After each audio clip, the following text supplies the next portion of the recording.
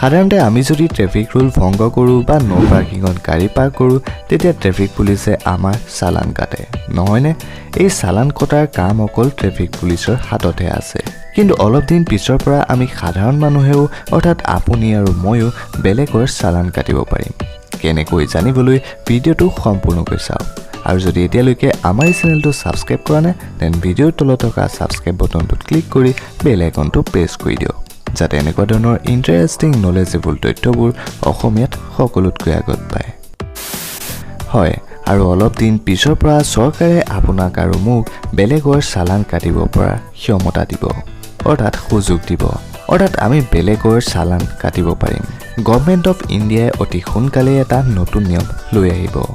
য'ত আপুনি যদি কোনোবা গাড়ী এখন নো পাৰ্কিঙত বা ৰাস্তাত বেয়াকৈ ৰখাই থোৱা দেখা পায় তেন্তে আপুনি সেই গাড়ীখনৰ ফটো এখন ক্লিক কৰি ট্ৰেফিক পুলিচক দি দিব লাগিব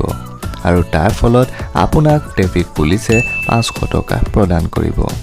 আৰু সেই নো পাৰ্কিঙত থকা গাড়ীখনে 1000 টকা চালান ট্ৰেফিক পুলিচক দিব লাগিব অৰ্থাৎ এই 1000 টকাৰ পৰাই 500 টকা আপোনাৰ হ'ব আৰু 500 টকা চৰকাৰৰ হাতত যাব Amazing নহয়নে বাৰু আপুনি ইয়াৰ বিষয়ে আগত জানিছিলনে সেইটো মোক কমেন্ট বক্সত জনাব আৰু যদি ভিডিঅ'টো চাই কিবা ভাল পালে বা ভিডিঅ'টোৰ পৰা কিবা জানিব পাৰিলে দেন ভিডিঅ'টো লাইক কমেন্ট শ্বেয়াৰ কৰি দিব thank you bye bye take care